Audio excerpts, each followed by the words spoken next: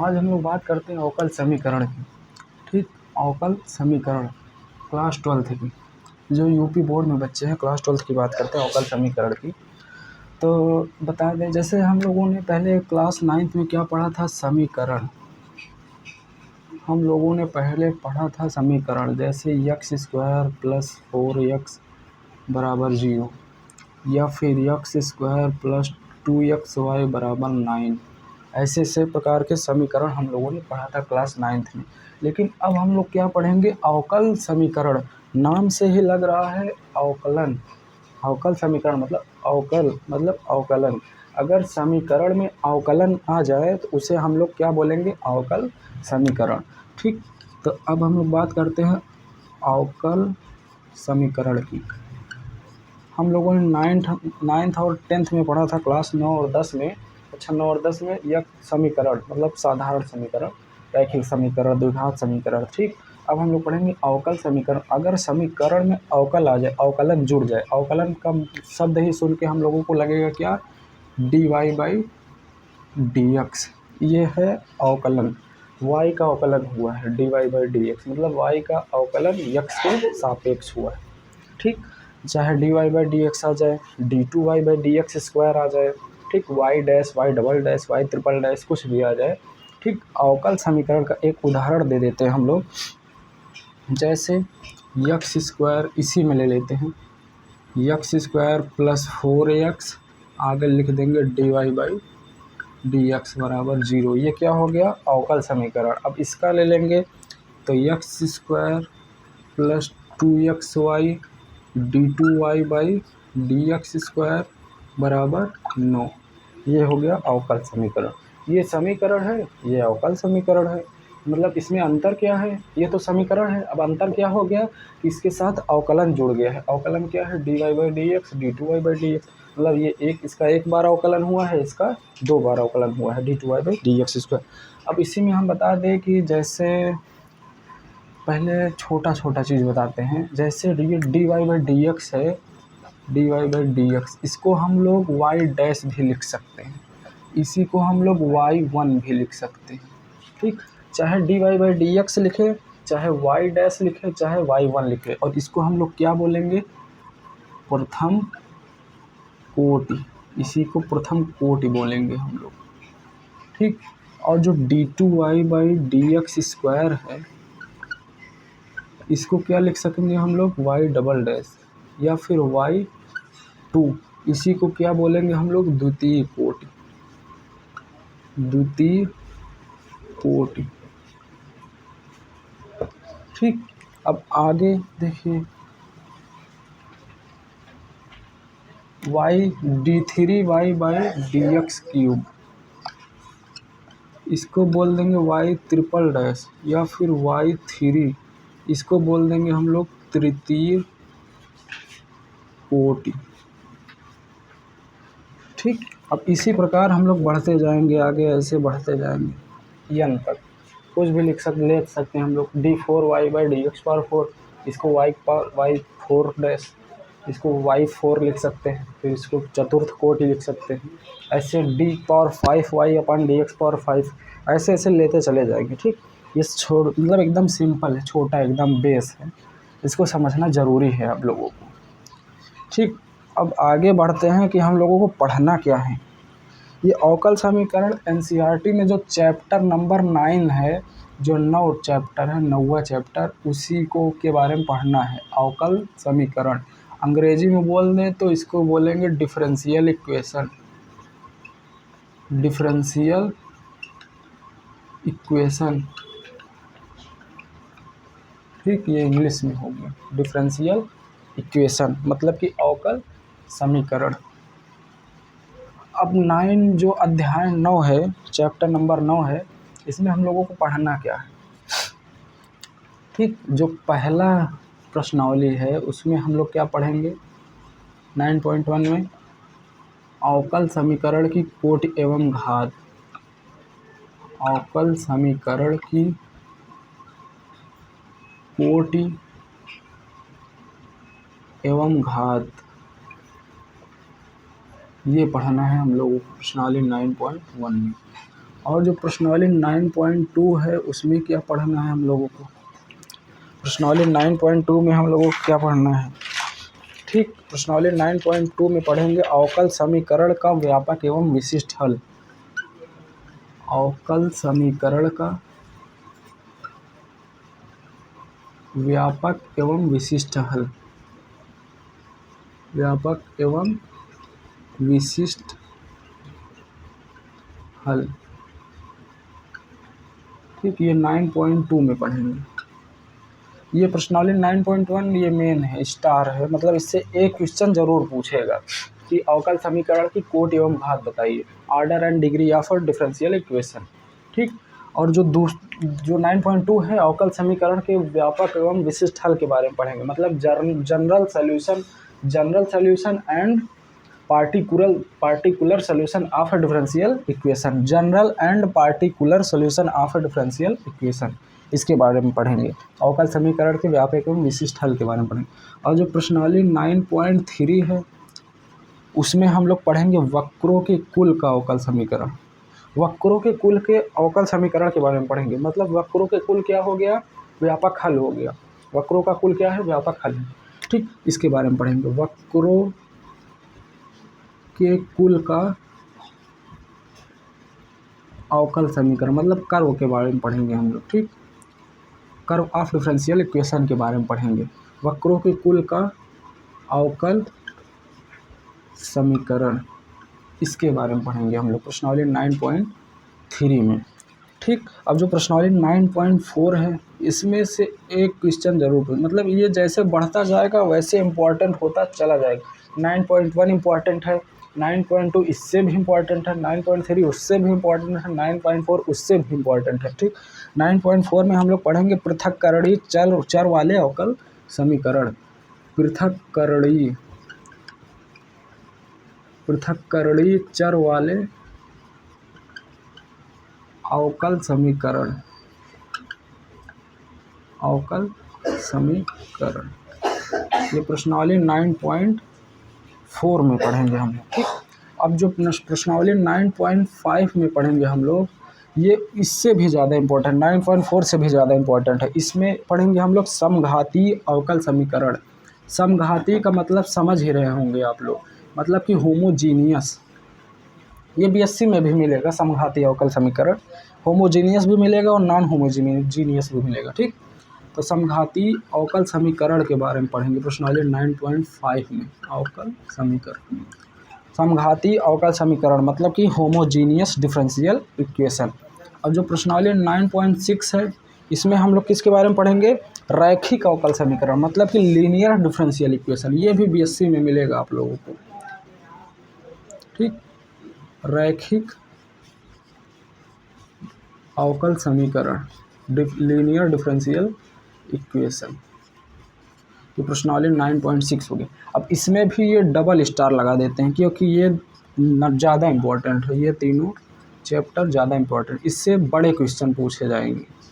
बड़े क्वेश्चन जरूर से जरूर क्वेश्चन पूछेगा 9.4 से 9.5 से 9.6 से, अभी से ही बता दे रहे हैं। इससे एक क्वेश्चन जरूर पूछेगा, अवकल समीकरण की कोटि एवं घात बताइए।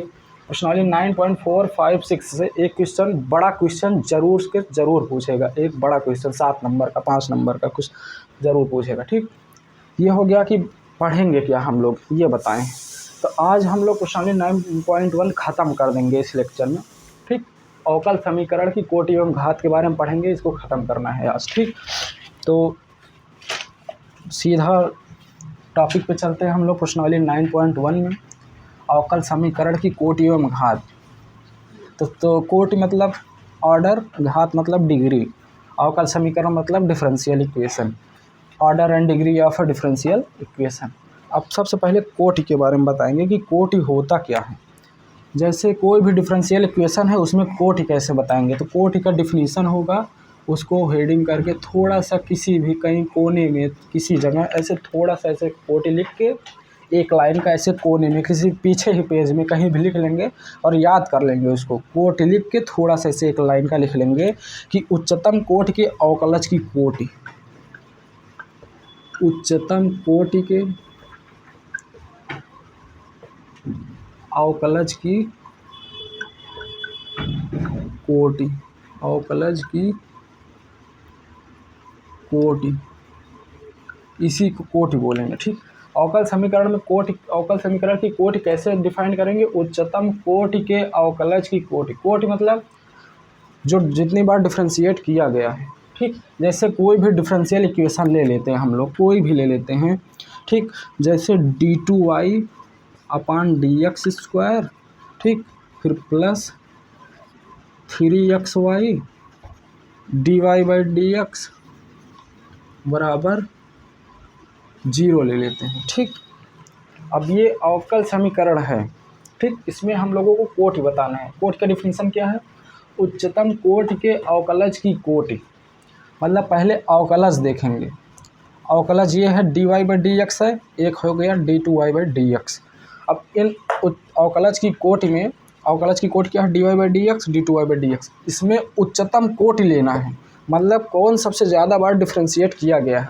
मतलब dy बाई dx एक बार डिफ्रेंशिएट है। डिफ्रेंशिएट का मतलब समझ रहे हैं? अवकलन। डिफ्रेंशिएशन मतलब अवकलन, मतलब किसका ज़्यादा बार डिफ्रेंशिएट किया गया। मतलब dy बाई dx एक बार डिफ्रेंशिएट है, d2y by dx square 2 bar differentiate है। मतलब उच्चतम कोटि लेना है, जो ज़्यादा बार डिफ्रेंशिएट है वही क्या हो जाएगी? अवकल समीकरण की कोटि हो जाएगा। ये एक बार डिफ्रेंशिएट है, ये 2 बार है, तो ये 2 बार है, यही क्या हो जाएगा? अवकल समीकरण की कोटि हो जाएगा। तो इसमें लिख देंगे कोटि बराबर 2। एक नहीं लिखेंगे, जो बड़ा है, जो उच्चतम है, उसी को कोटि लिख देंगे हम लोग। कितनी बार डिफ्रेंशिएट है? 2 बार, तो यही क्या हो गया? कोटि कितना हो गया? 2। ठीक, अब बढ़ते हैं हम लोग, ये ऐसे समझाने के लिए लिख दिए हैं उदाहरण की ओर। ठीक, अब बढ़ते हैं हम लोग घात की ओर। घात,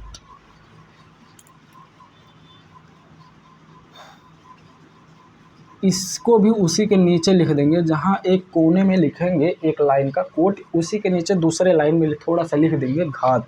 घात बराबर क्या लिख देंगे? उच्चतम, उच्चतम कोटि के, उच्चतम कोटि के अवकलज की, अवकलज की उच्चतम घात, उच्चतम घात, ये हो जाएगा घात। अवकल समीकरण की घात हो जाएगी। मतलब उच्चतम कोटि के अवकलज की उच्चतम घात, घात मतलब जो उच्चतम कोटि होगा, जो कोटि आएगा अवकल समीकरण का, उसी का घात लेना है। लेकिन कौन सा घात लेना है? उच्चतम घात लेना है। जैसे अभी हमने लोगों ने क्या लिया था? d2y by dx square plus 3x, कुछ भी ले लेते हैं, dy बाई dx बराबर 0 ले लेते हैं, यही ले लेते हैं। हाँ, कुछ भी ले लेते हैं। तो d2y बाई dx स्क्वायर, मतलब पहले कोटि देखते हैं इसमें। ये एक बार डिफ्रेंशिएट है, ये 2 बार डिफ्रेंशिएट है, तो कोटि क्या हो गया इसका? 2।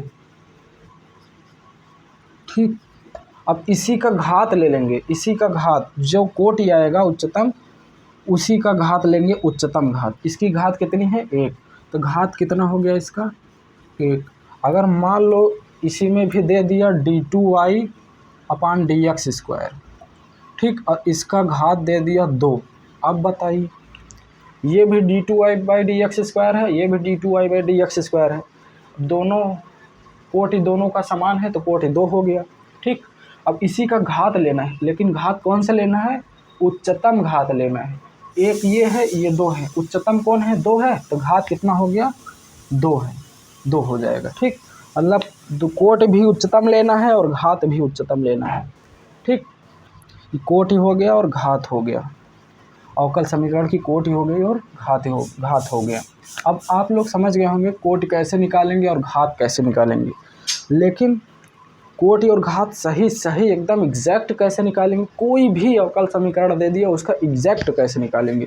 उसके लिए एक नोट लिखाएंगे हम, 2 नोट लिखाएंगे। Note number 1, note number 2। उसको माइंड में एकदम फिट कर लेना है कि हम उसको समझ लो, दिमाग में लिख लो नोट जो लिखाएंगे।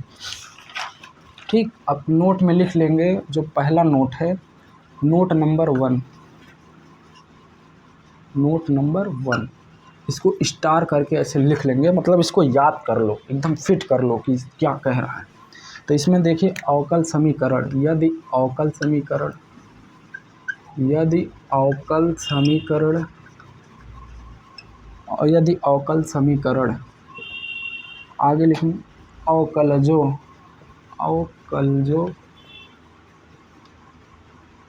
y डैश कामा y डबल डैश कामा y ट्रिपल डैश इत्यादि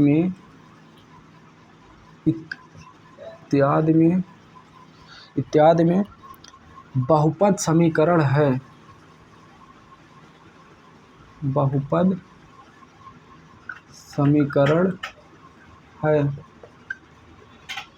तो उसकी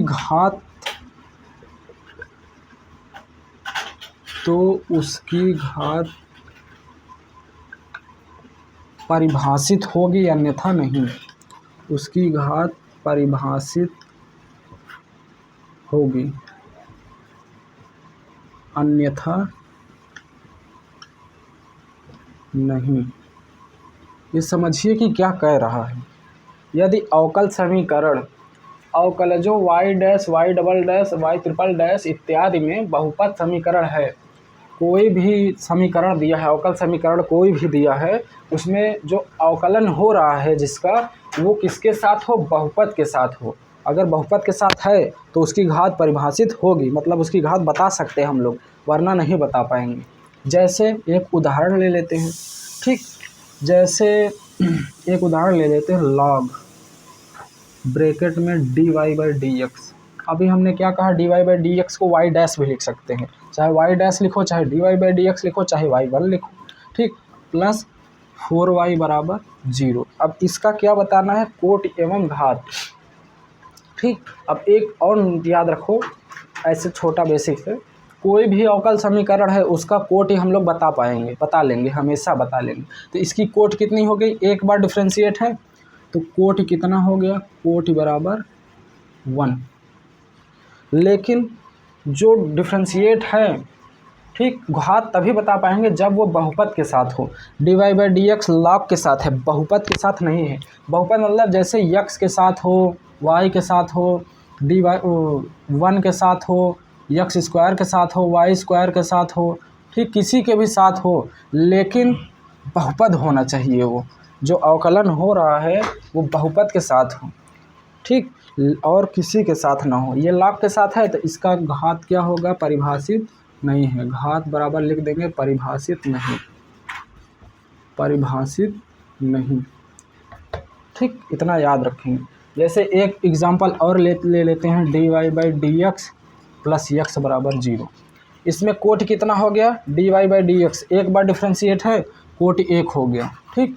और घात कितना होगा, dy/dx किसके साथ है, इंटू 1 कर लेंगे, चाहे कुछ भी कर लेंगे, एक बहुपद के साथ है तो घात भी कितना हो गया 1, कोट भी 1, घात भी 1, ये ऐसे है, ठीक। ये नोट नंबर 1 था।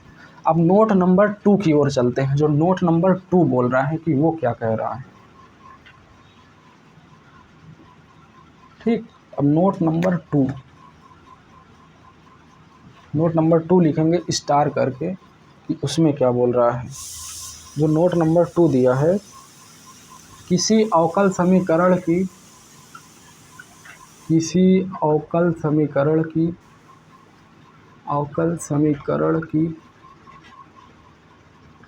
कोटि एवं घात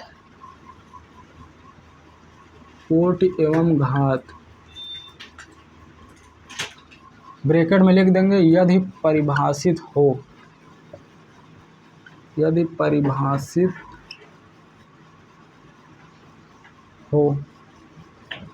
तो हमेशा धनात्मक पूर्णांक होगा। अगर परिभाषित है, कोट एवं घात परिभाषित है तो वो क्या होगा, धनात्मक पूर्णांक होगा। धनात्मक पूर्णांक मतलब कोट एवं घात हमेशा कभी ऋणात्मक नहीं होगी, ना अपान में मतलब बटे में नहीं होगा, जैसे 3/2 4/6 इसमें नहीं होगा कभी, ना अंडर रूट में होगा, हमेशा धनात्मक पूर्णांक होगा। 0 भी नहीं होगा कोट एवं घात, ठीक। धनात्मक मतलब 0 होगा, क्योंकि 0 को धनात्मक एवं ऋणात्मक दोनों पूर्णांक कहा गया, ठीक, हो सकता है। तो जैसे कोट एवं घात, किसी अवकल समीकरण की कोट एवं घात यदि परिभाषित है तो हमेशा धनात्मक पूर्णांक होगा। जैसे एक उदाहरण ले लेते हैं, d2y अपान dx² पूरे का पावर 2/3 बराबर 4।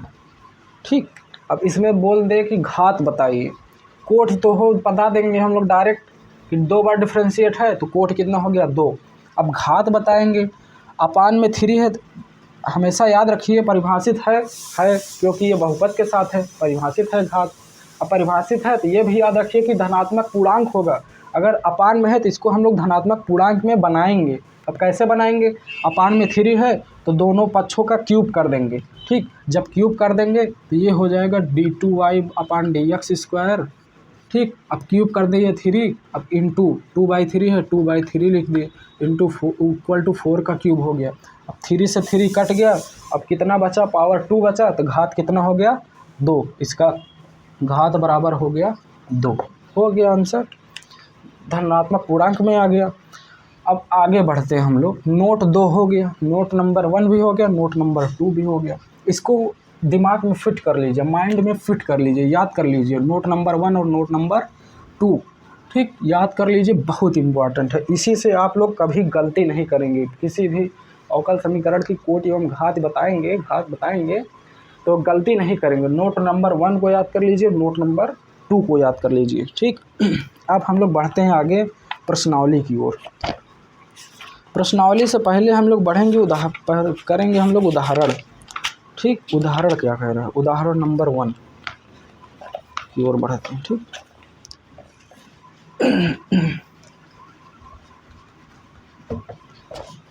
जो 9.1 से पहले उदाहरण है, उदाहरण नंबर 1,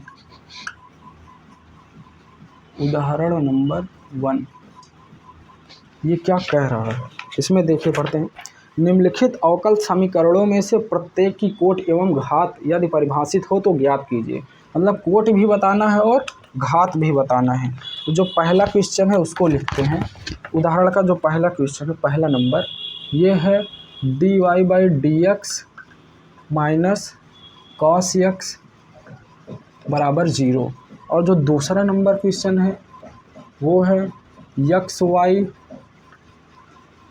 d2y अपान dx², ठीक, प्लस x dy/dx का होल स्क्वायर, ठीक, माइनस y dy/dx बराबर 0। ये दूसरा क्वेश्चन।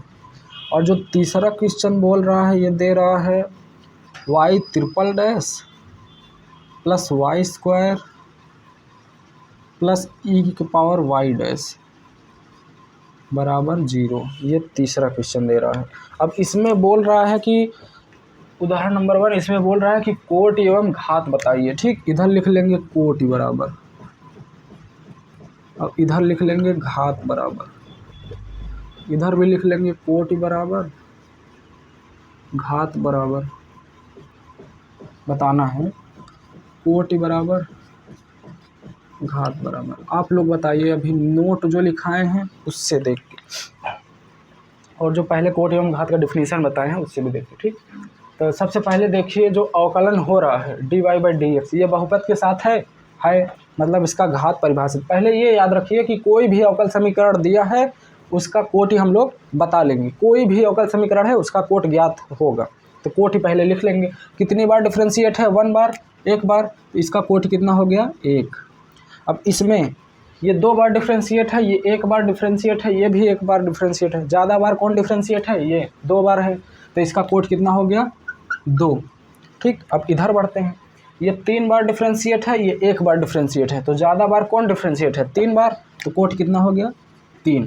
अब बढ़ते हैं हम लोग घात की ओर। तो घात बताने के लिए पहला जो नोट लिखाए हैं उसको याद रखिए। जो अवकलन हो रहा है वो बहुपद के साथ होना चाहिए, ये बहुपद के साथ है। ठीक, तो इसका घात परिभाषित है, तो अवकल कोट इसी का ज़्यादा है, मतलब dy/dx इसी का घात ले लेंगे। घात कितना है 1, ये 1 हो गया। ठीक, अब इसमें भी बढ़ते, ये भी बहुपद के साथ है, ये भी बहुपद के साथ है, ये भी बहुपद के साथ है। जिसका जिसका अवकलन हो रहा है वो सब बहुपद के साथ हैं, तो इसका घात भी क्या होगा परिभाषित होगा। तो 2 बार कोट ही 2 आया है इसका, इसी का घात ले लेंगे तो इसका घात पूरे का घात कितना हो गया 1, मतलब इसका पावर कितना है 1 हो गया, इसका घात 1। अब इधर देखिए, ये तो बहुपद के साथ है, लेकिन ये जो y डैश अवकलन हो रहा है इसका, ये बहुपद के साथ नहीं है, ये ई के साथ है। ठीक, ई कोई बहुपद है नहीं, तो इसका घात परिभाषित नहीं होगा। इसमें लिख लेंगे परिभाषित नहीं, परिभाषित नहीं। ठीक, उदाहरण नंबर 1 खत्म। अब बढ़ते हैं हम लोग प्रश्नावली की ओर। जो प्रश्नावली 9.1 जो दिया है, प्रश्नावली 9.1 क्या कह रहा है, ठीक, हल करते हैं उसको आज।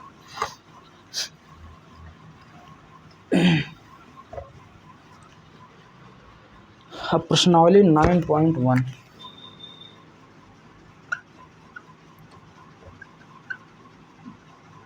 प्रश्नावली 9.1 जो पहला सवाल दिया है, इसमें दिया है 1 से 10 तक के प्रश्नों में प्रत्येक अवकल समीकरण की कोटि एवं घात यदि परिभाषित हो तो ज्ञात कीजिए। 1 से लेकर 10 तक, क्वेश्चन नंबर 1 से 10 तक कोटि एवं घात बताना है हम लोगों को। ठीक, क्वेश्चन नंबर 1 से 10 तक। जो पहला क्वेश्चन दे रहा है वो दिया है d4y upon dx power 4 plus sine y, sine के अंदर y ट्रिपल डैश बराबर 0। ये पहला क्वेश्चन है। दूसरा क्वेश्चन दिया है y डैश प्लस 5y बराबर 0। तीसरा क्वेश्चन दिया है ds अपान dt के पावर 4, ठीक, प्लस 3s d2s अपान dt स्क्वायर बराबर 0। ठीक, और चौथा क्वेश्चन दे रखा है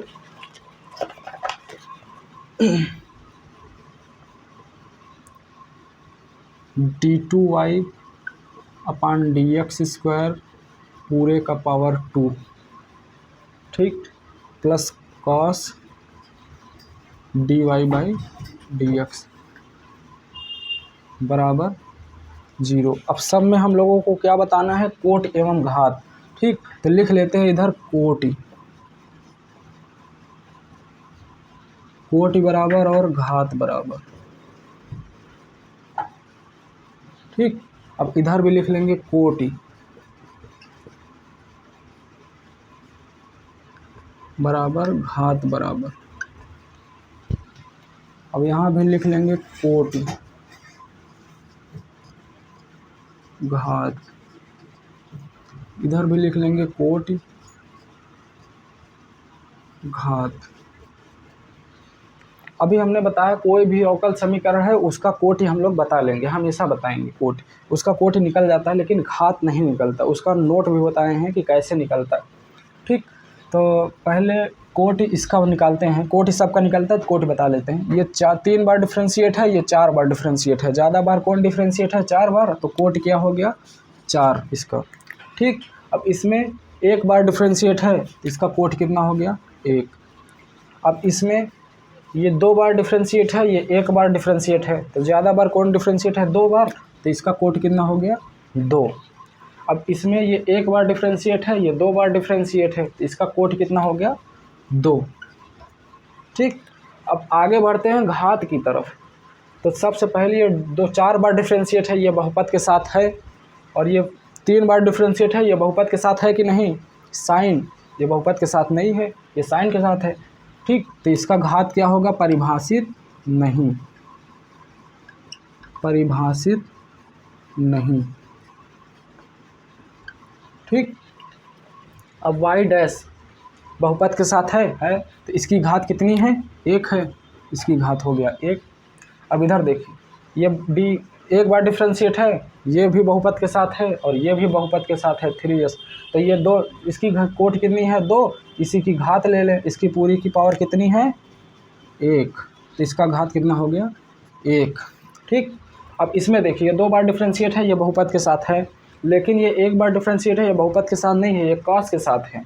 ठीक, तो इसका घात क्या होगा, परिभाषित नहीं है, परिभाषित नहीं। ठीक, 4 तक हो गया क्वेश्चन। अब आगे बढ़ते हैं क्वेश्चन नंबर 5 की तरफ कि क्वेश्चन नंबर 5 क्या कह रहा है प्रश्नावली 9.1।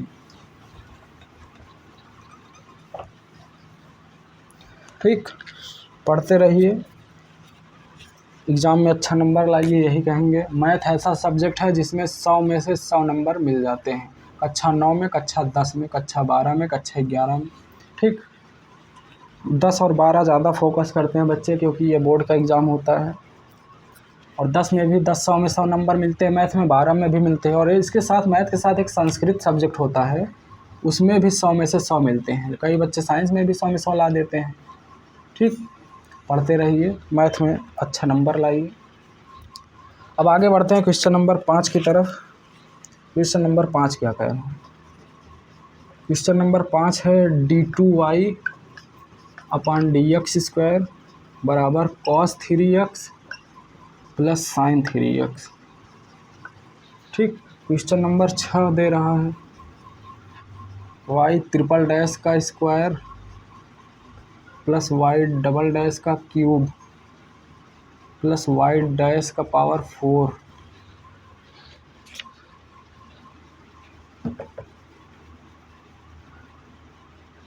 ठीक, y डैश का पावर 4 प्लस y का पावर 5 बराबर 0। Question number 7। क्वेश्चन नंबर 7 दिया है y triple dash plus 2y double dash plus y dash बराबर 0। क्वेश्चन नंबर 8 दिया है y डैश प्लस y बराबर e की पावर x। सब में क्या बताना है? कोटि एवं घात। तो सबसे पहले लिख लेंगे इधर कोटि बराबर घात बराबर। ठीक, अब इधर लिख लेंगे कोटि बराबर घात बराबर। इधर भी लिख लेंगे कोटि बराबर घात बराबर। इधर भी लिख लेंगे कोटि बराबर घात बराबर। ठीक, अभी हमने बताया था कि कोई भी अवकल समीकरण है उसका कोटि डिफाइन है, उसको हम लोग बता सकते हैं। तो ये 2 बार डिफ्रेंशिएट है d2y/dx²। तो इसका कोटि कितना हो गया? 2। ठीक, अब इसमें देखिए, ये 1 बार डिफ्रेंशिएट है, ये 2 बार डिफ्रेंशिएट है, ये 3 बार डिफ्रेंशिएट है। कौन सबसे ज़्यादा बार डिफ्रेंशिएट है? 3 बार। तो कोटि कितना हो गया? 3। अब इसमें देखिए, ये 1 बार डिफ्रेंशिएट है, इसका 1 बार अवकलन है, इसका 2 बार किया गया है अवकलन, इसका 3 बार अवकलन किया गया है। कितनी बार इसका सबसे ज़्यादा बार अवकलन किया गया है? इसका 3 बार। तो कोटि कितना हो गया इसका? 3। ठीक, इसमें एक ही है अवकलन, एक ही बार किया गया है, तो इसी की कोटि क्या होगी? 1। अब देखिए, अब घात बताएंगे।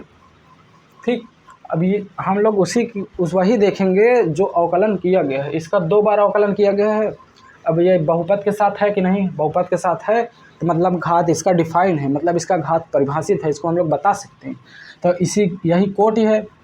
2 बार इसकी कोटि 2 है, ये 2 बार अवकलन किया गया, इसी की घात ले लेंगे। इसकी घात कितनी है? 1। तो इसकी घात कितनी हो गई? 1। ठीक, अब इसमें देखिए, ये भी बहुपद के साथ है, ये भी बहुपद के साथ है, ये भी बहुपद के साथ है, तो इसका घात डिफाइन है।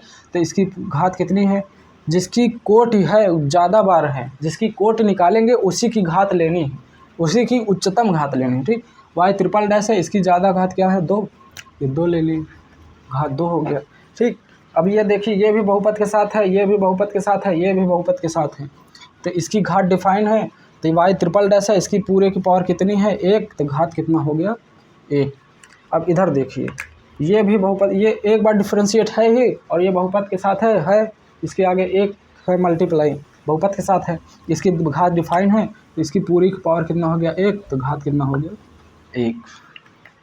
ठीक, अब आगे बढ़ते हैं हम लोग क्वेश्चन नंबर 9 की तरफ। क्वेश्चन नंबर 9 क्या कह रहा है? 1 से लेकर 10 तक कोटि एवं घात बताना है हम लोगों को। ठीक, अब क्वेश्चन नंबर 9 की ओर बढ़ते हैं कि क्वेश्चन नंबर 9 क्या है। क्वेश्चन नंबर 9 जो है वो दिया है y double dash plus y dash का स्क्वायर प्लस 2y बराबर 0। ये 9 नंबर है। उसके बाद 10वां नंबर बोल रहा है y double dash plus 2y dash plus sine y बराबर 0। इधर लिख लीजिए कोटि बराबर, इधर लिख लीजिए घात बराबर, इधर भी लिख लीजिए कोटि बराबर, इधर लिख लीजिए घात बराबर। ठीक, अब ये देखिए एक बार डिफरेंशिएट है, ये 2 बार डिफरेंशिएट है, इसका कोटि कितना हो गया 2। अब ये एक बार डिफरेंशिएट है, ये भी 2 बार डिफरेंशिएट है, तो सबसे ज़्यादा कितनी बार डिफरेंशिएट है 2 बार, तो इसकी कोटि कितना हो गया 2। अब घात निकालिए, ये एक बार डिफरेंशिएट है, ये बहुपद के साथ है, ये भी बहुपद के साथ है, तो कोटि 2 है, इसी की घात ले लेते हैं, घात 1 है। ठीक, तो इसकी घात कितनी हो गई 1। ये भी बहुपद के साथ है, ये भी बहुपद के साथ है।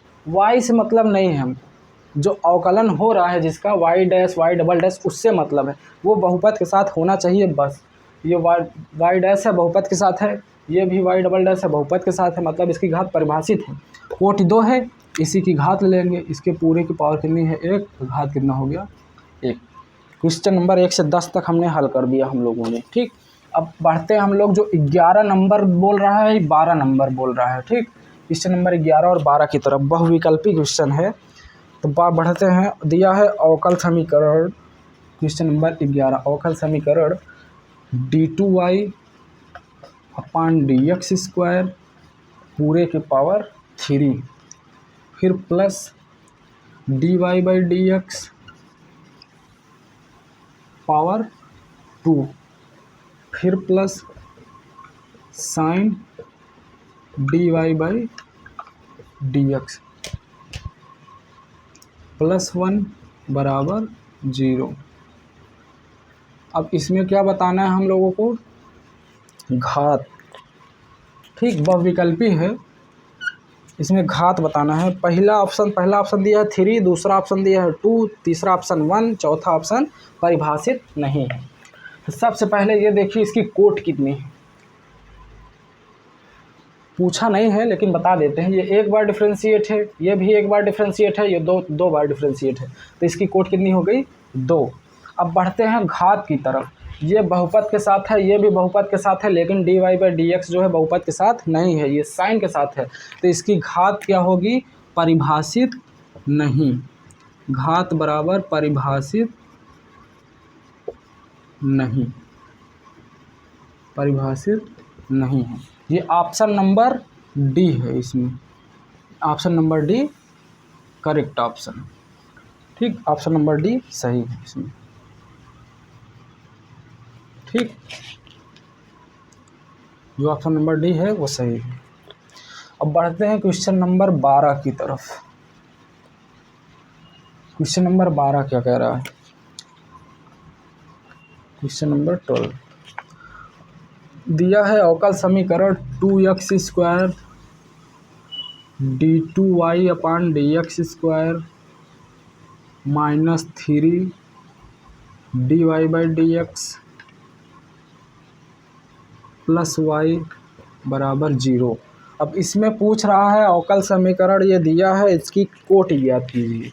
ठीक, तो ये बताइए एक बार डिफरेंशिएट है, ये 2 बार डिफरेंशिएट है, तो इसकी कोटि कितनी हो गई 2। सबसे ज़्यादा बार कौन डिफरेंशिएट है, ये 2 बार, तो इसकी कोटि हो गई 2।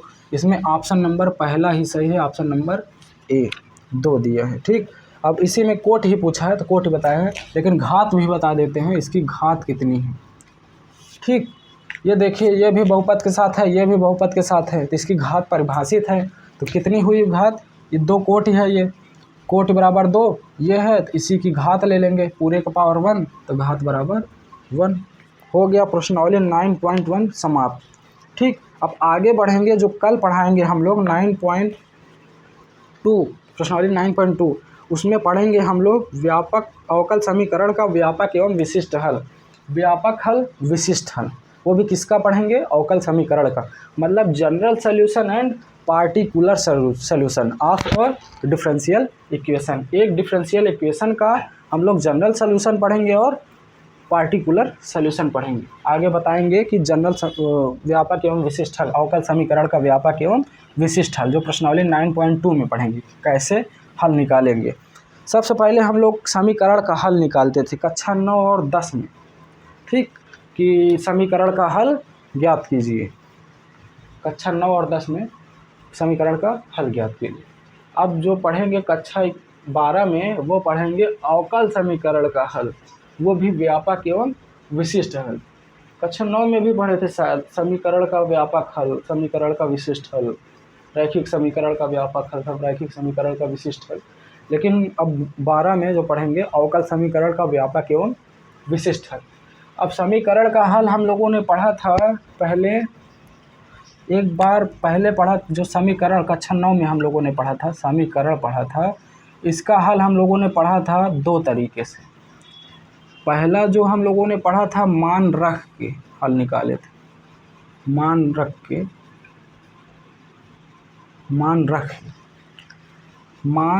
के या फिर मान कर निकाले थे हल। और दूसरा हम लोगों ने हल करके निकाला था, हल करके मतलब सॉल्व करके। लेकिन पहले हम लोगों ने कक्षा 9 में क्या पढ़ा था, मान रख के पढ़ा था, ये कक्षा 9 में पढ़ा था हल, मान रख के हल निकालते थे समीकरण का। और कक्षा 10 में हल करके मान निकालते थे, समीकरण का हल निकालते थे हल करके, ठीक। अब मान रख के कैसे निकालते थे, जैसे कोई समीकरण दिया है, जैसे 3x, ठीक, 3x + 4y, कोई भी ले लो, 3x + 4y ही ले लें, बराबर 0, ठीक। अब इसमें मान रख के कैसे निकालते थे, 2 कॉलम बनाते थे कक्षा 9 में हम लोग, x और y, याद होगा कक्षा 9 में ऐसे 2 कॉलम बना लेते थे हम लोग, मान रख के निकालते थे हल हम लोग। ऐसे मान रखते जाते थे, हल निकलता जाता था, ठीक। जैसे पहले हम लोगों ने x बराबर 0 रखते थे हम लोग। अगर x बराबर 0 रख दिए तो 0 में 3 का मल्टीप्लाई करेंगे तो 0 आएगा, ये भाग अलग हो गया, बचा क्या 4y, ठीक। तो 4y बचा। अब y जो है 4 को पक्षांतर कर देंगे तो 0/4 बचेगा, तो y का मान भी कितना आ गया, 0 आ गया। ऐसे मान रख के हल निकालते थे। अब x इधर है ना, अब इधर देखिए, x का मान अगर हम 1 ले लिए, ठीक, x का मान 1 ले लिए, तो 3 में 1 का मल्टीप्लाई करेंगे तो 3 बचेगा। अब इसको पक्षांतर कर देंगे उस पर, तो 4y बराबर कितना हो जाएगा, -3। इधर देखिए, अगर हम लोगों ने इधर से सॉल्व कर दें, x का मान 1 लिया तो इधर बचा 3, फिर बचा +4y बराबर 0। अब 3 को पक्षांतर कर देंगे इधर, तो क्या बचेगा, 4y बराबर क्या बचेगा, -3। अब y बराबर कितना हो जाएगा, -3/4। यहाँ लिख देंगे y बराबर -3/4। ऐसे हम लोग मान रख के हल निकालते थे कक्षा 9 में, ऐसे मान रख के ऐसे हल निकालते चले जाते थे। ये कक्षा 9 में सीखे थे हम लोग। अब हल करके कैसे करेंगे, जैसे हल करके हम लोग कक्षा 10 में सीखे थे। कोई समीकरण दिया है 4x + 3 बराबर 0, तो x का मान निकालें। पहले इधर पक्षांतर कर दिया हम लोगों ने, 4x बराबर -3, x बराबर -3/4, ठीक। अब जैसे कोई समीकरण दे दिया, x² + 2x + 1, हल करके निकालते थे गुणनखंड विधि से, ठीक। इसको x का स्क्वायर बोल दिए, इसके 1 का स्क्वायर बोल दिए, इसको 2 × 1 × x। अब a + b का होल स्क्वायर का फार्मूला लगा देंगे, तो ये हो जाएगा x + 1 का होल स्क्वायर, ठीक। अब x + 1 का होल स्क्वायर, तो एक बार इसको 2 ब्रैकेट में लिख सकते हैं, इसको लिख सकते हैं x + 1 का एक ब्रैकेट में, फिर x + 1 एक ब्रैकेट में। अब इसको बराबर 0 कर दिया हम लोगों ने। अब एक पक्ष ये ले लिया, एक पक्ष ये ले लिया, तो x + 1 बराबर 0 ले लिया, फिर x + 1 बराबर 0 ले लिया। अब पक्षांतर कर देंगे 1 उधर, तो x बराबर -1, फिर इसको भी उधर पक्षांतर कर देंगे, x बराबर -1, मतलब x का जो वैल्यू आया कितना आया, -1, हल करके, ठीक। अब जो ये समीकरण नहीं पढ़ रहे हैं हम लोग इंटर में, हम लोग पढ़ेंगे अवकल समीकरण, ठीक। तो सबसे पहले हम लोग मान रख के अवकल समीकरण का हल निकालेंगे, फिर उसके बाद हल करके अवकल समीकरण का हल निकालेंगे। ठीक, मतलब पहले जैसे नॉर्म पढ़े थे वैसे शुरू में पढ़ेंगे। पहले मान रख के अवकल समीकरण का हल निकालेंगे, फिर हल करके अवकल समीकरण का हल निकालेंगे। ये आगे मिलेगा प्रश्नावली 9.3 में 4 में मिलेगा ऐसे। ठीक, अब कल हम लोग बात करेंगे general and particular solution of differential equation, मतलब एक डिफरेंशियल इक्वेशन का जनरल सॉल्यूशन मतलब व्यापक हल, और पार्टिकुलर सॉल्यूशन मतलब कि विशिष्ट हल, ये कल बात करेंगे। व्यापक एवं विशिष्ट हल, एक अवकल समीकरण का व्यापक एवं विशिष्ट हल, प्रश्नावली 9.2 में। ठीक, अब मिलते हैं कल अगले लेक्चर में। प्रश्नावली 9.1 समाप्त हुआ। ठीक, ओके, बेस्ट ऑफ लक, पढ़ते रहिए आप लोग। ठीक, एग्ज़ाम की तैयारी करिए, अच्छा नंबर लाइए। ठीक, ओके, मिलते हैं कल, थैंक यू।